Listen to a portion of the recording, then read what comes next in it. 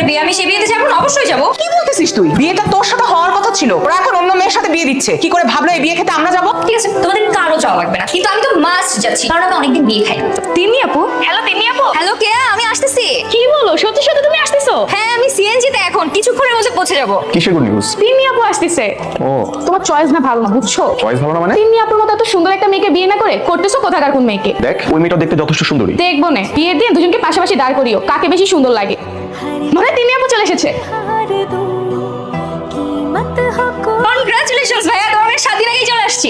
খুব ভালো কাজ করেছো। শোনো ভাইয়া, তোমার বিয়ে সেরা বিয়ে হওয়া চাই। তোমার বিয়েতে আমরা উড়াধুরা নাচবো। আমি আর কেয়া তো একসাথে 5-7টা ডান্স কভার করবো, ঠিক আছে? আরে আনন্দ ফুর্তি তো তোরাই করবি, তাছাড়া আর কে আছে বল?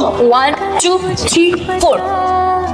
আরে ভাইয়া, তুমি এখানে আসো, আমাদের সাথে ডান্স প্র্যাকটিস করো। আমি সব নাচ টাচ পাই না। আরে আমি শিখাই দিব, এই যে তুমি মিউজিকের কাছে যাও। এই যে আমি হাতটা ধরছি, 1 2। তোমার বরযাত্রীতে কিন্তু তোমার গাড়িতেই আমরা যাব, ঠিক আছে না কেয়া? হ্যাঁ, তা তো অবশ্যই। আর ভাইয়ের পাশে কে বসবে? কে? আমি। ঠিক আছে, কিন্তু আসার সময় তখন তো নতুন ভাবির সাথে থাকবে। তুই সামনে বসবি, ভাইয়া মাঝখানে, আর এক পাশে আমি, এক পাশে নতুন ভাবি। ভাইয়া তুমি অনেক ভুল করছো। কেন রে? আপুকে বিয়ে না করে তুমি বিশাল বড় ভুল করছো। দেখো তোমাদের দুজনকে কত মানাচ্ছে। কে? তুই কিন্তু আমার তো অনেক মার খাবি। আচ্ছা আচ্ছা, বাদ দাও না ওর কথা। তোমার নজরই ভালো না, তা না হলে কেউ স্বর্ণ ফেলে কি মিষ্টি কুমড়া পিছে যায়? হ্যাঁ ওঠো।